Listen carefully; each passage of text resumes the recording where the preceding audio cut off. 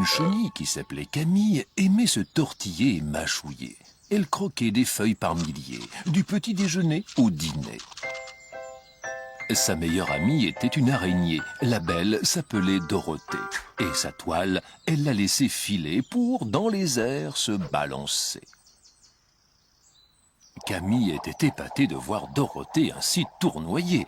« Quel courage tu as pour faire ça! Tu es une sacrée nana !»« Quoi ça? Bah, c'est fastoche !» dit Dorothée après sa cabriole. « Ça n'est pas sorcier. Tiens, tu devrais essayer. » Rien que d'y penser, Camille faillit bien tomber.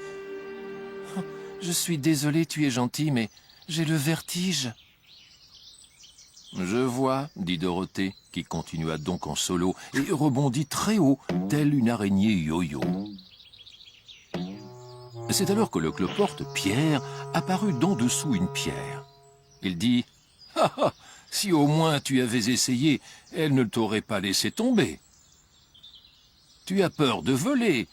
Tu n'es qu'une poule mouillée. Je suis pas une poule mouillée. C'est juste que je suis pas entraîné.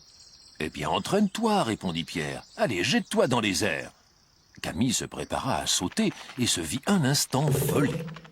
Mais elle s'écrasa vite au sol, ce qui fit bien rire le cloporte. Ah, vous les chenilles, vous êtes vraiment stupides. Regarde les choses en face. Tu n'es bonne qu'à mâchouiller, et tu as autant de chances de voler que notre copine la limace. Camille remballa son orgueil et s'en alla, la larme à l'œil. Ce cloporte ne s'est pas trompé. Les chenilles ne peuvent pas voler. Je suis bonne qu'à mâchouiller et bien assez bête pour penser que Dorothée aurait aimé une chenille comme amie. Ainsi, tout le mois qui suivit, Camille ne donna plus signe de vie. Dorothée, qui la cherchait, se dit « J'espère qu'il ne lui est rien arrivé. » Pierre n'était pas très fier de lui et il commença à dire « Quand je l'ai vue la dernière fois, elle est partie tout droit par là. » Et dans cette direction, Dorothée repartit à la recherche de cette pauvre Camille. Elle regarda dans tous les buissons et souleva toutes les feuilles. C'est alors qu'elle remarqua une sorte de cocon en soie suspendu à une petite branche. Voilà qui était étrange. Dorothée s'approcha lentement, tout en restant très prudente. En fait, c'était Camille, et ceci était sa chrysalide. Dorothée se mit à observer la chrysalide qui s'ouvrait, quand soudain elle vit apparaître la tête de Camille avec 2 ailes. « C'est toi, Camille ?» demanda l'araignée surprise, tandis que le papillon agitait ses ailes pour qu'elles sèchent.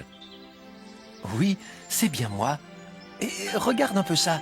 En papillon, je me suis transformée et de belles ailes m'ont poussé.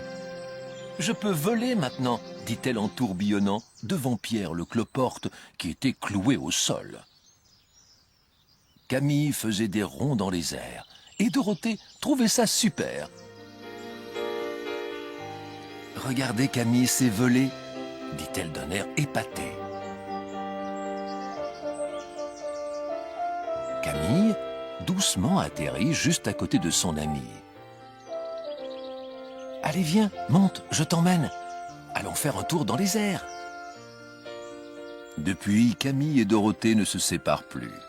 Et nos amis ensemble s'amusent à voler.